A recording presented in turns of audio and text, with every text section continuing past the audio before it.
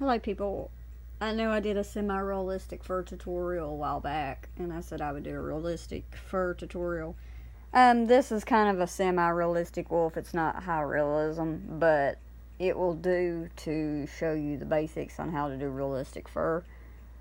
Um, I'm having a partial art block, so that's one reason why I didn't do a full realistic wolf. There's reasons for that.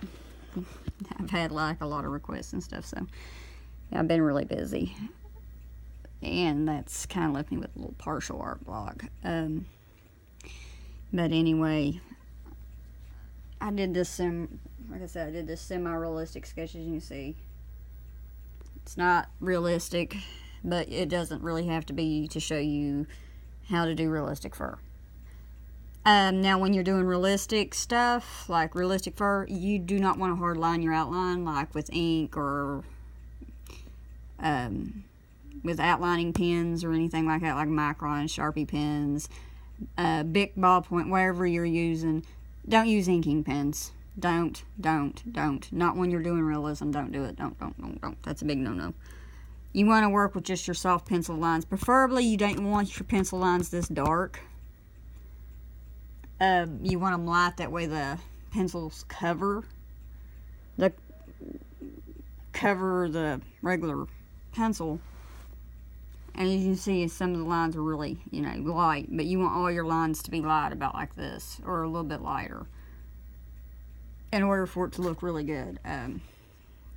Like I said, I got this sketch a little dark, but that's the way it shows up on the film while I'm showing you guys this stuff, because I want you guys to be able to see the outline and everything and how the bones of the thing is set up. So when I do tutorials, I do things a little differently than how you would. But please keep in mind that when you're doing realism or realistic fur, keep your sketch light. It helps. Don't do it as dark as this. This is just as a tool to show you how to do things. And I have to do things a little darker for camera to be able to pick it up. So keep that in mind. Okay, I'm not using Prismacolor pencils. I am using Crayola color pencils for this tutorial. And reason for that is because not everybody has high-end art supplies, and I want to show people that you can do this with cheap stuff as well, because you can do realistic fur with Crayola color pencils. I've done it a lot, and all that. But you can see what I'm using is a sand color. I'm going to do a regular tricolor looking wolf, which is, the common color of them. So I'm laying down a color that is called sand, which is in the Crayola color pencil box, as my base. Now you can make your wolf have markings any way you want him to have them, because he's your creation.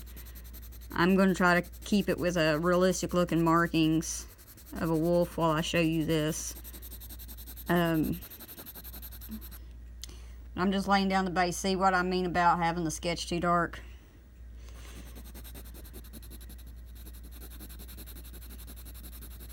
But, all things said, when you do videos and stuff, you have to do things a little differently, because the camera don't pick up light stuff very well.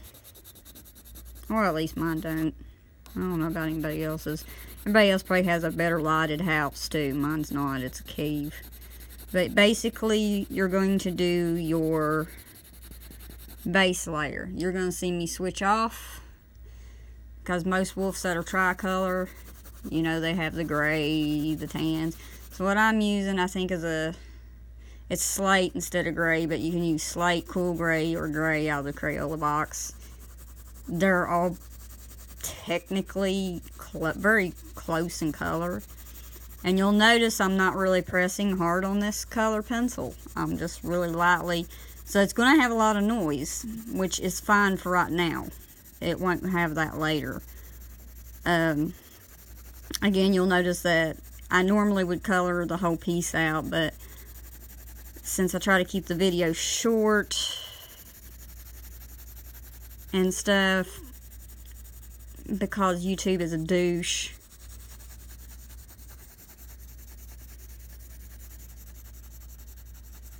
I'm just going to be doing part of it here. And I'll do part of the fur here on her neck too. That way you guys can see how to do longer hair. Because I get asked a lot for tutorials and stuff like that. I don't mind doing them. Everybody has their own way, and you got to understand when I make tutorials for you guys, a lot of things I'm doing, that's not how I actually go about the procedures when I'm actually doing something, because I kind of work totally backwards from how most artists do things. That's just me. Okay, I got the base. It's not the prettiest, and it ain't gotta be. Because you gotta go in, you gotta work your layers and stuff, and your layers is gonna make or break the piece. I'm gonna take a little bit of tan here. There's gonna be some movement here in a second because I dropped my pencil on the floor, so that I need next. So I gotta get that little feller wherever it went.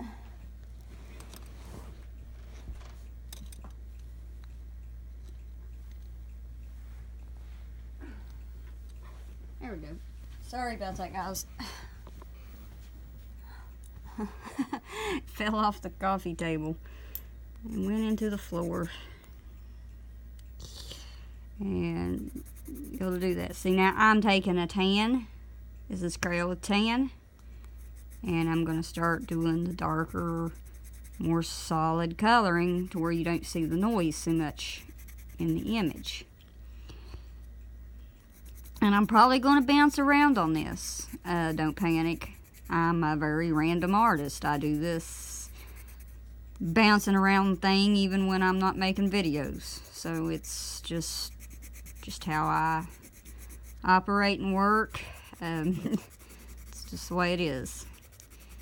But this is a tan, so it's going to darken the bridge of the nose.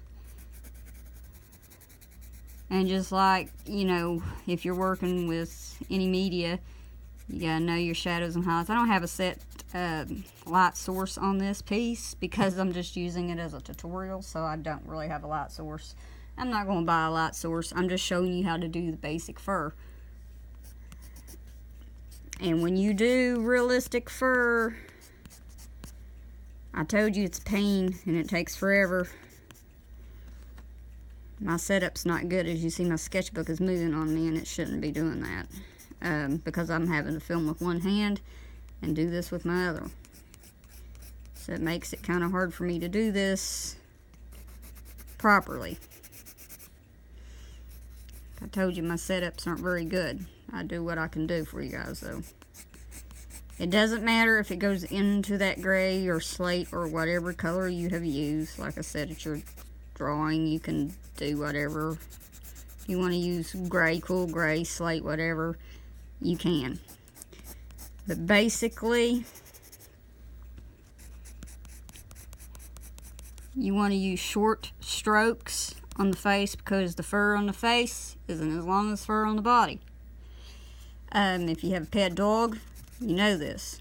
You can look at it, you can study it.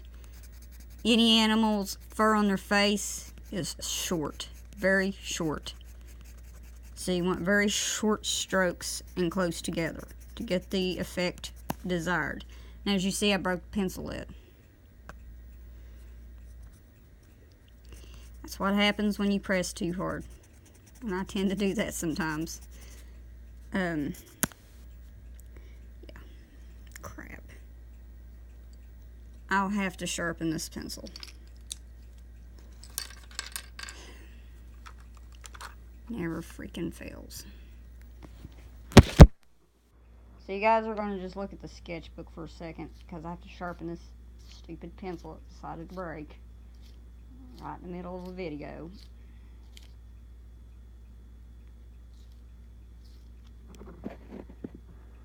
So this is probably not going to make this video very good because of that, and I'm sorry. Like I said, my videos aren't edited, so things happen, it happens. You guys experience it right along with me. But yeah, just short strokes that are close together. You want some of the tan to show through the sand, whatever. Yeah, sand. I don't know why I said tan. That way it gives more of a natural, realistic feel. And I'm trying to keep all my strokes short because you don't want really long strokes. But it's just one hair at a time, and you can see it's already starting to look like fur. It just takes some building because you have to go into the other color and kind of just fade it out. I don't have this thing sharpened the best either. So it's just little short strokes. You got to know how the hair flows on the animal. I could probably do this better like this. That way you guys can see it better. And I have a little bit more support. Had it on the arm of the couch. That's just not very supportive. Yeah, but I had somebody ask me how you do all this. It's just short strokes. When you get to the longer like this, you're going to be doing longer strokes and stuff like that. But like I said, it takes a while to build up the layers. This is just really quick, so this is going to kind of look sloppy. This piece will probably be ripped and shredded and sacrificed after this tutorial because it looks like caca. It's a product of an art block. What can I say?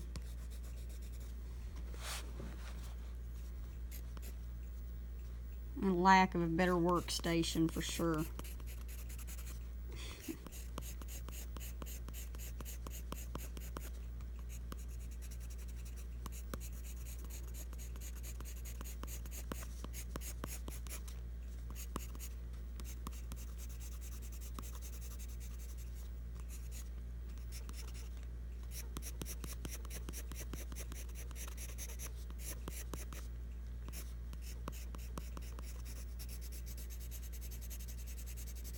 Now I do some hard shading on this, but not much. Like I said, it's just repeat process. You see what I'm doing? It's just repeat, repeat, repeat, repeat. And then you just switch off to a different color. The color I'm going to be using next. I'm sorry if everything like moves and stuff, but you know, when I have to move and reach to get something because none of my stuff is close to me, you guys are going to be moving with me. God, why are these little pencils keep breaking? Damn things, I swear. Never fails. Hang on 1 minute.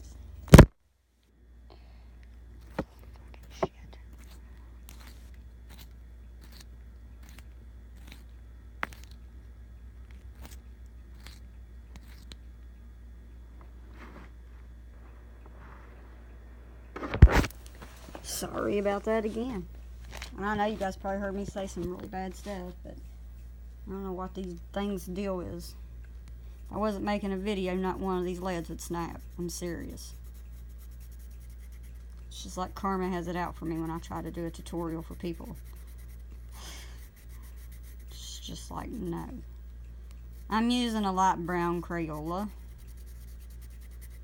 And I'm just going in and adding some shadows, because this is where you really start building your definition.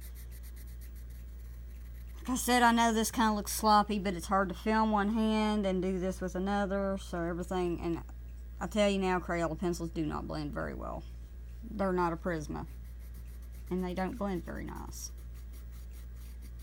And if you want them to blend, you have to keep working over them and coloring and fading out and stuff like that to get a desired look. It's not easy to get them to blend. It's not easy to get them to flow. They can be hateful little things, but they are what they are, you know. So